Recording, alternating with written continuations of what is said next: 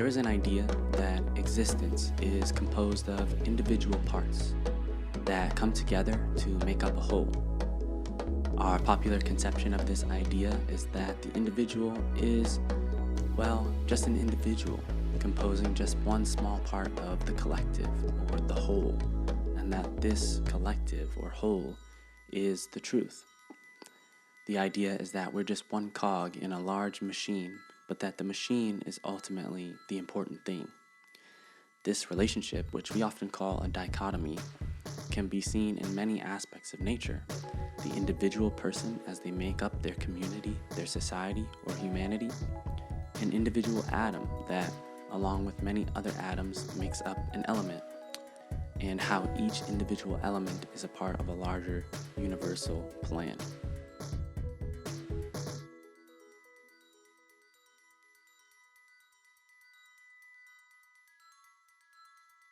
For me, to contemplate the idea of the individual and the whole relationship is to also contemplate the idea of metaphysical and physical realms. That's because we often think of the metaphysical, spiritual aspects of our world as the things that are true, where our physical aspects are just parts of that truth and not true in themselves.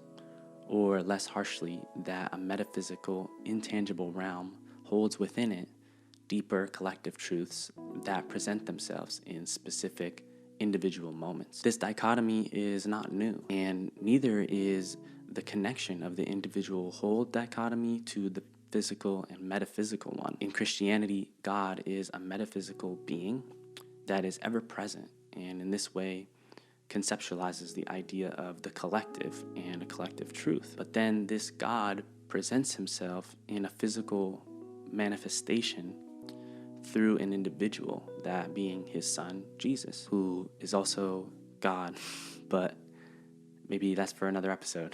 And there are even religions that take this approach to the world's religions in general. So the Baha'i faith, for example, teaches that every religion of the world is just a different iteration of one religion presented to the people of that time and place in a way that they needed it the most. So in this way, each messiah of those religions is actually a messiah for the same God across religions. So each individual manifestation of that truth is a part of a collective plan for enlightenment, and the metaphysical workings of God present themselves in physical ways through those individual religions. Obviously, indigenous cultures around the world have understood that there is a relationship between every physical part of nature and spiritual forces, right? So metaphysical forces.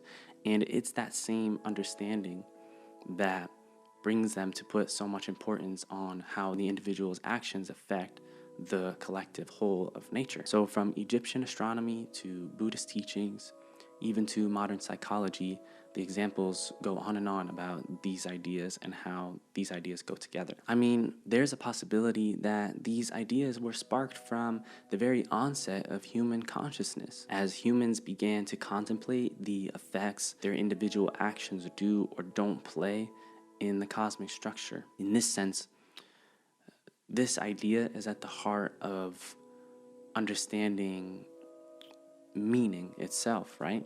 And so this meaning, which is something we kept talking about all the time, meaning, right?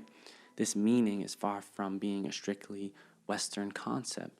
It's one that is built into the nature of humanity and our ability to contemplate that idea and our ability to observe these different cultures as they express that idea and to learn from those cultures and to shape our future based off of our understanding of these ideas is what makes us human. I'm not attempting to prove that this idea is or isn't true, or to convince you that it's important, or even really to explain it in general. I feel like to contemplate the place that you have as an individual in any type of larger structure, or what constitutes reality itself, is to come into contact with this idea. But I believe that regardless of whether or not it's true, there are ways in which thinking about this idea can change the way you think about your intentions and your actions, and even the way that your brain processes information and objects you interact with. I also believe that there are actually different areas of this idea that are often left unexplored.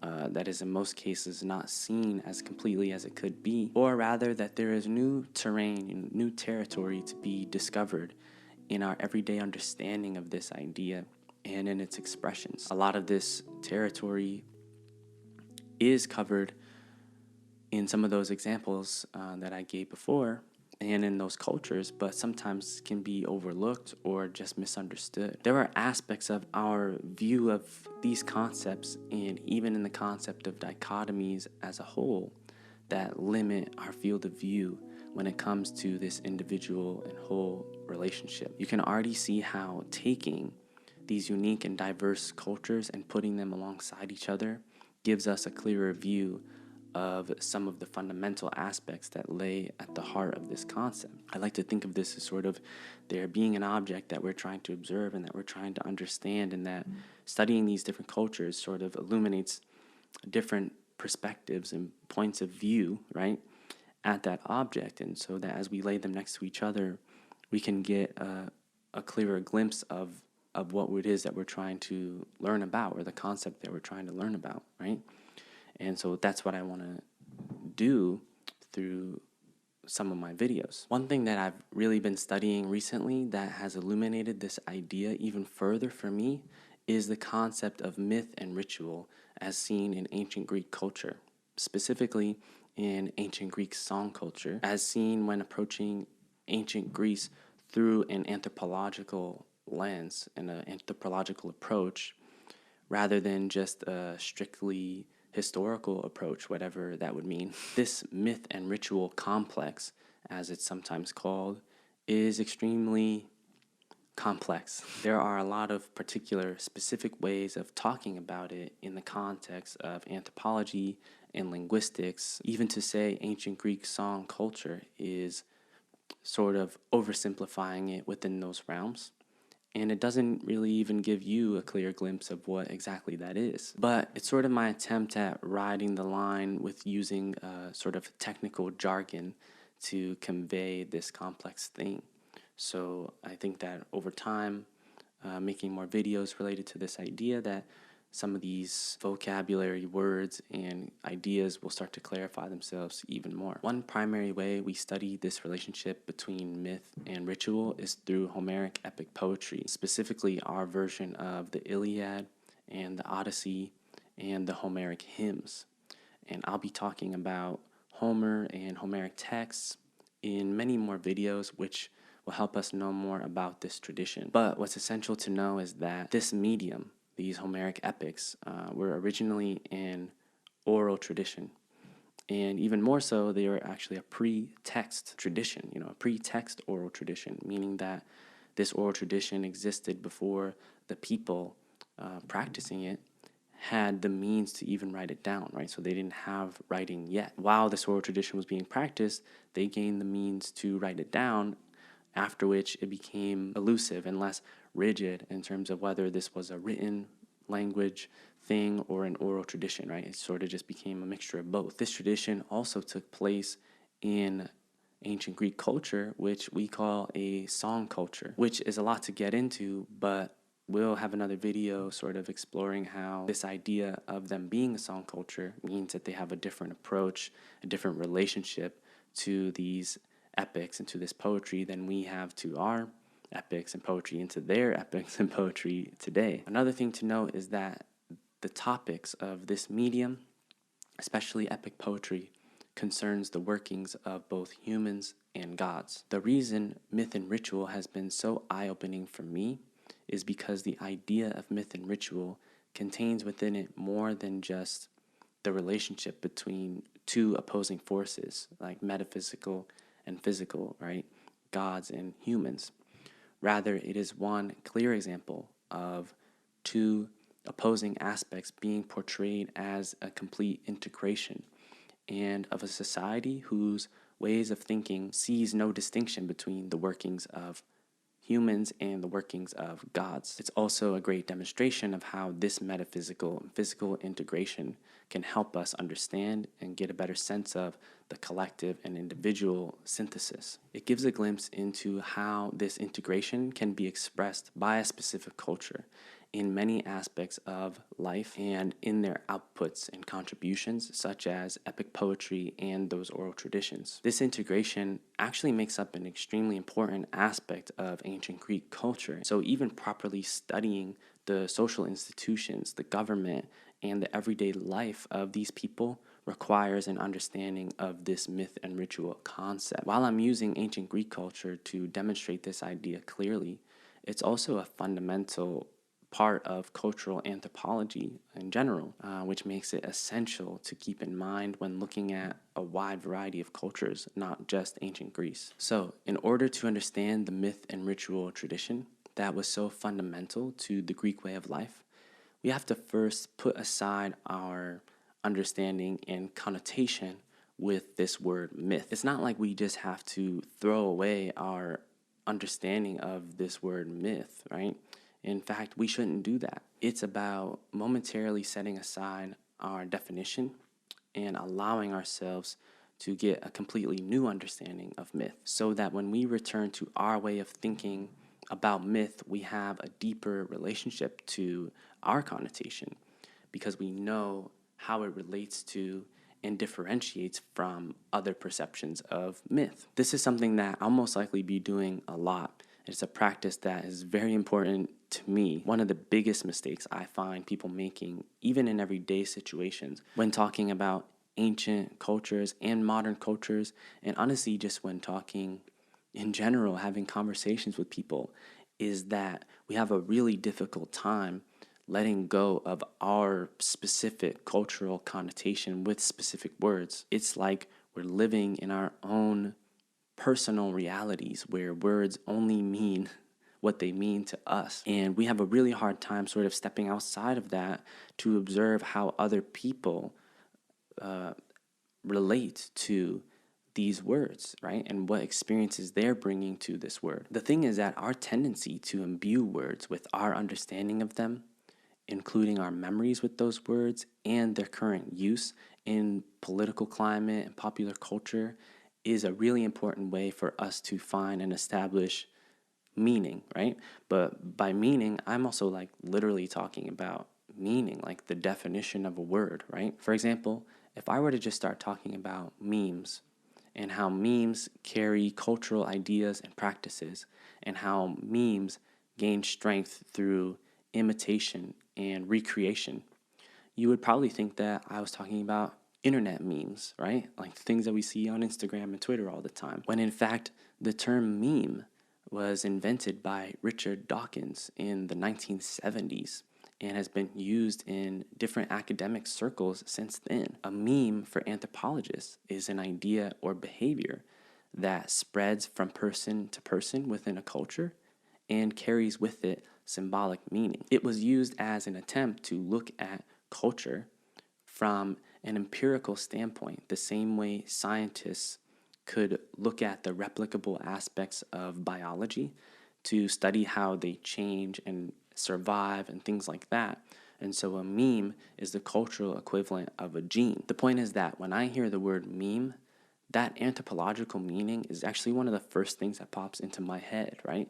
But if I were to completely disregard the fact that meme is something very different for like basically the entire world, then even just the meaning of words will make it difficult for me to navigate the world. That doesn't mean I have to just disregard my understanding of the word meme because no one else knows that meaning. The popular usage of that word strengthens and materializes my understanding of the word, and you can probably already see how gaining new insight into my understanding of the word strengthens your understanding of the term in popular usage that a lot of people probably don't really know or don't really think about, but now you have even a stronger understanding of the things that you interact with every day. So what I'm saying is that it's a given that since we have subjective viewpoints as individuals and also as culture groups based off of time and place, the words we use will morph over time.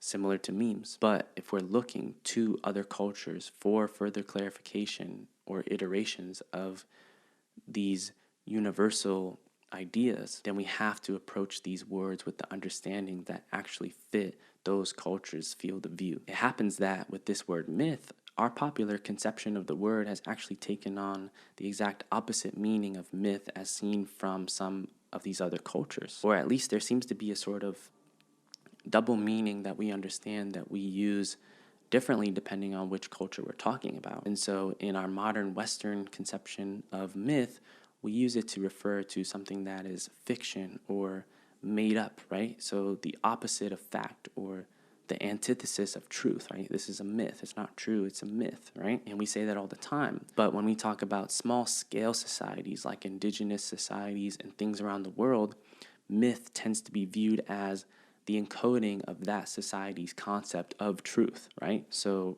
when we're talking about our Western culture, myth becomes fiction. But when we talk about smaller scale societies, myth for them is actually an encoding of truth. So we have to keep in mind that when we're looking at ancient Greece, it might be like a Western civilization and it's, the predecessor to our Western civilization, but it has its roots in a different conceptualization of myth that is more in line with those smaller scale societies that we study, right? With ancient Greece, epic poetry is a reflection of myth, even more so of historical events. In this tradition, myth can take precedence over reality. Even when epic uses the raw materials of real events, it can actually reshape those events to accommodate myth. To quote from Gregory Nage's Greek Mythology and Poetics, myth, in societies where it exists as a living tradition, must not be confused with fiction, which is a matter of individual and personal creativity. Rather, myth represents a collective expression of society, an expression that society itself deems to be true and valid.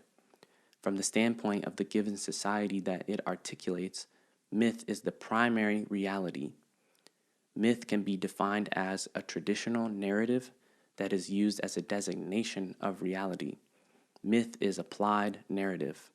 Myth describes a meaningful and important reality that applies to the aggregate, going beyond the individual. So you can already see how this idea of myth, as it contains the metaphysical aspects of reality, also contains the idea of a collective. If we break down this word myth even further, the word myth comes to us in English from the Greek mythos. In its most basic sense, the word mythos, as used in ancient Greece, just meant formulated speech. And that formulated speech can come in the form of a story, dialogue, enunciation of a plan. So whether you think about myths as often dealing with just the workings of gods or the deeper intangible truths of a society, myth then actually encapsulates this idea that we've been talking about. And it's the idea of a connection between the intangible and the tangible. Even when you look at this basic definition, to formulate speech, essentially what this word demonstrates is taking something that is non-tangible, right? An idea, a thought, an expression, and making it tangible, right? Formulating speech. So to formulate speech is to take an intangible idea or potential, right, and make it manifest through spoken word. In this sense, the word myth is very similar to the word logos, right, which we'll talk about some other time. But myth also has a sort of double meaning in ritual context that differentiates it from logos, and we'll talk about that some other time.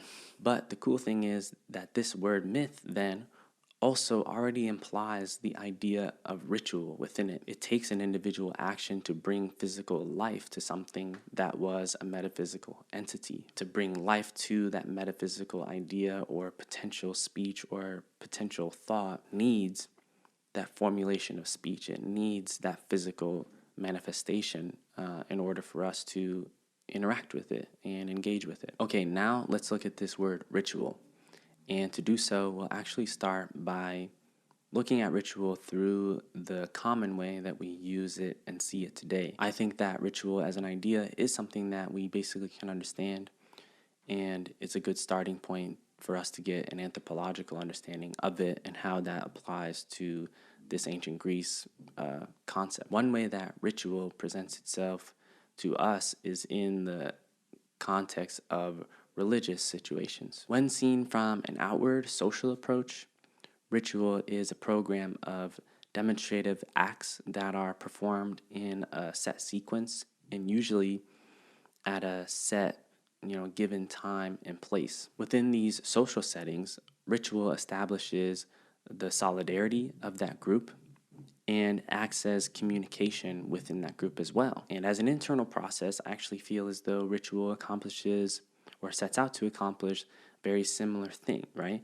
The demonstrative acts that we perform to create some sense of solidarity. The performance aspect of these acts gives them a general sense of differentiation and a sort of special quality to them in relationship to our everyday actions. And this differentiation gives them a sort of special energy. If you think about the way we casually use ritual to refer to so many different things, then it actually does make sense. I mean, for example, people will say that they have their morning coffee ritual, right? Where in this sense, what they're saying is that they are trying to differentiate this morning coffee routine and the process of making it as something that's intentional and special compared to everyday actions, which then also gives a sort of special energy to the coffee itself. This fits with ritual as seen from an anthropological perspective, where ritual is saying and doing things in a way that is sacred. We'll see in future videos that myth also has another meaning to it, which is saying things in a way that is sacred. And we also will learn how ritual then sort of frames myth. With this understanding of performance that ritual brings with it, we see how the idea of ritual lays at the root of creative endeavors in general, and in theater and performance more specifically. This is most obvious in the fact that our modern conception of theater, and thus everything that derives from it,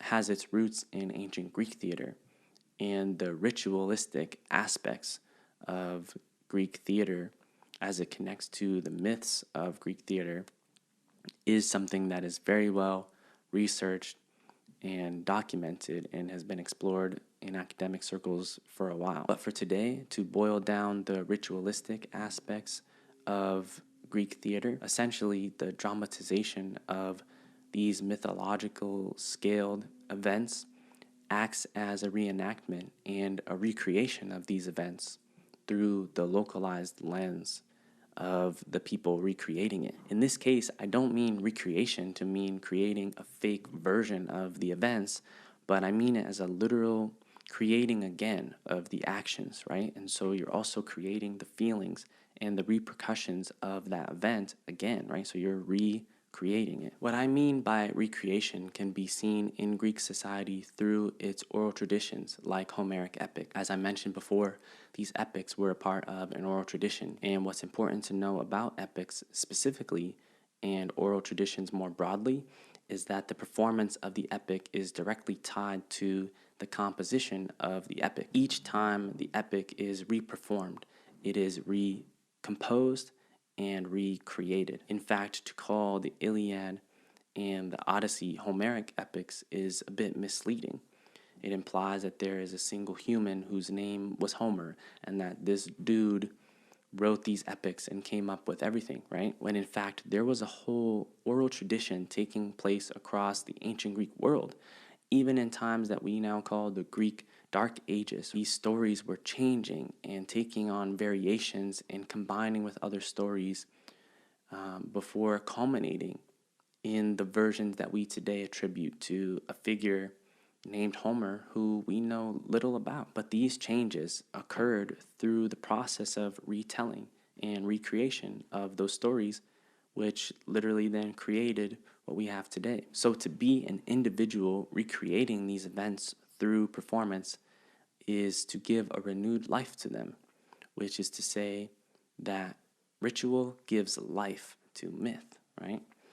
And in this sense where ritual, as we saw, was a more individual expression of myth, and myth is a sort of metaphysical collective, then the individual gives life to the collective. Ritual then is a specific individual action that gets its sacredness through its connection to myth and to a cosmic sense of wholeness. But these individual acts are recreating myth. So myth itself, that cosmic sense of wholeness itself, gets its sense of eternal energy through ritual. So now I've been using this word individual a lot in this video, and hopefully at this point it's starting to take on a bit of a new meaning as we look at ritual. But as we talked about with ritual before, ritual is not just an individual act, insofar as it's just one person doing the act every time, right? Ritual also brings with it a social aspect, and there's areas of culture and community and things like that. But even when we look at ritual through this lens of a larger social structure or community or culture, this aspect of individuality is still at play. And that's because each culture or social community has a lens that is distinct from any other and is not wholly like another in all of its ways. Yet, each of these social communities and structures still practice actions that aim to connect to a fundamental collective truth. And since their lens is completely unique, the actions themselves take on completely individual iterations and meanings in the quest for that fundamental connection. And so this results in different individual communities and cultures having variations on their ritual practices that are individual. Even you as a singular person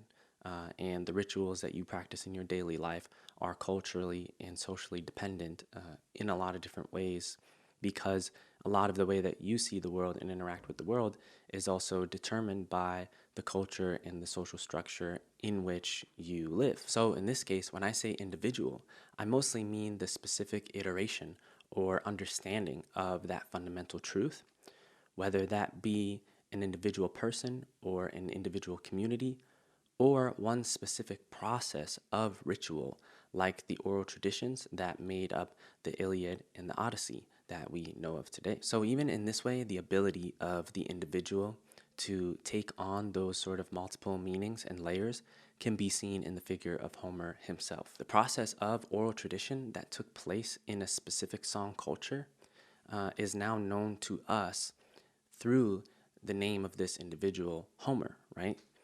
But then we can see how even this individual that we call Homer is actually in himself a collective of individual iterations and reinterpretations of myth and ritual that have been aggregated into one entity that we call Homer. So this further highlights how these distinctions between individual and collective are both a part of the whole network of reality that is truth. And so the individual and the collective, neither one of them on their own makes up what truth is, but rather it's the whole system of interactions between individual and whole that is truth. In addition to that, these metaphysical and collective things that we hold to be truth often rely on ritual and individual iterations for us to even understand them. And that's because sometimes it can be extremely difficult or even impossible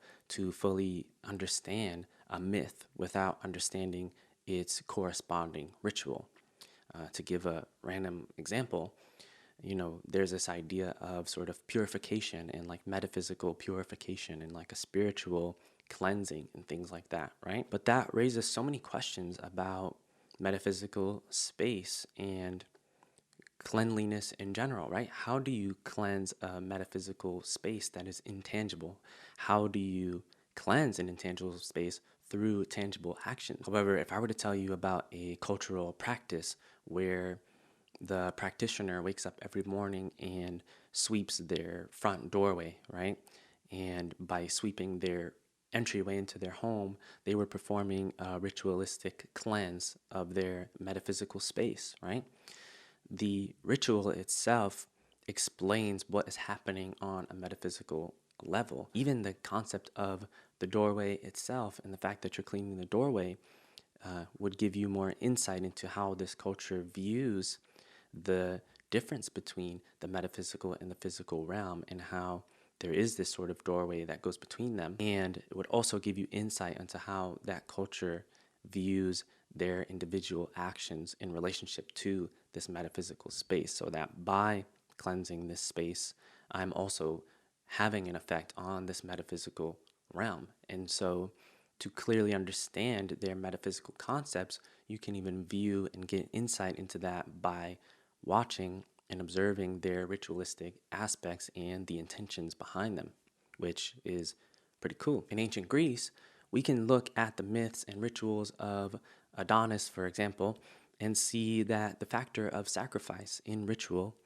corresponds to the factor of catastrophe or a catastrophic event that took place in the myth, and that by performing or play acting the catastrophe of Adonis in sacrifice, you are supposed to avert the catastrophe for the sacrificers. So here there is an idea of ritual substitution, which is something that I'll definitely cover in more episodes. And in this same way, myth can be used to get a better understanding of ritual. Even in our daily lives, we can set up better rituals, specialized actions, by understanding how that action correlates to a specific event or a specific understanding of truth for us. And it's important to remember that it's not about prioritizing one over the other, myth over the ritual, but seeing how myth and ritual strengthen each other. This is what I was highlighting earlier when we first explored the concept of myth.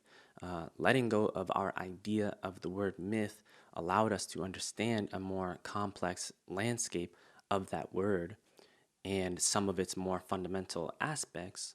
But when we return to our individual cultural understanding of the word myth, it didn't diminish the way that we saw it or diminish the other meaning to it, but in fact it strengthened both of them through that distinction. So I hope that this has given a basic introductory understanding of how to achieve an integration of the individual and the collective.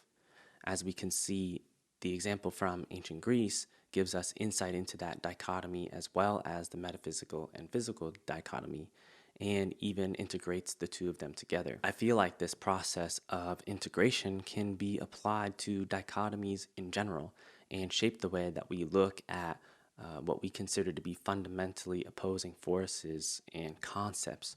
So there will definitely be more videos addressing how this idea can apply to dichotomies in general, and hopefully help us just in our day-to-day thinking about those dichotomies achieve a greater sense of integration while still keeping that distinction. As I mentioned before, the Homeric Epics weren't just written by Homer alone. They're in fact a composite of localized myth that, through a process of variation and oral tradition, turned into what they are and as we see them now. Each one of those localizations has their own idiosyncrasies that can still be seen through well-documented variations on the epics. In other episodes of Myth and Ritual, I hope to unpack this idea even more by diving into specific examples from Homeric texts. I'll also be looking at not just Homer, but also the writings of Sappho, eventually Greek tragedies, even Plato, and looking at those things through this myth and ritual lens. And of course, I'll also even be diving into the myths and folktales of other cultures from around the world. I'll also, of course, be looking at how these ideas can make a physical manifestation in our lives in practical ways that can help us achieve a sense of integration. So these videos will help us look at our specialized actions and rituals, strengthen those rituals through collective understanding and a search for truth, and also give insight into the power and the beauty of our everyday actions. There's also the aspect of marked, specialized speech and action versus unmarked speech and action that is important to understand for myth and ritual that I didn't get into today. So all of this stuff, that's why this is just a part of a sort of series where we'll be able to expand on those ideas. If you're interested in learning more about this topic, there are a number of specific books and sources that I got a lot of inspiration for this video. One big influence for these ideas is the knowledge learned from Gregory Naj, who is the professor of classics at Princeton. His book called The Ancient Greek Hero in 24 Hours basically just lives with me all the time. It's a very big, dense book that I just always revisit constantly. And it's a great place to learn about myth and ritual complexes as they existed in ancient Greece, to take a deeper dive into the texts that highlight this cultural phenomenon, and to look at them from a linguistic perspective, which is pretty cool. I'll even link some videos of his that have particularly interested me in case you're interested. So that's it for today's video. I really just wanted to use this video to start unpacking the really rich and deep concept that is myth and ritual, but something that has influenced me very deeply and impacted my music and how I make my art and the way that I think about the world and navigate the world. And so I wanted to just try to begin to unpack that with you and explain how I apply that idea into my life and into my creations and things like that. And so I look forward to doing that even more. So thank you so much for watching this, and I hope that you enjoyed exploring the idea of myth and ritual.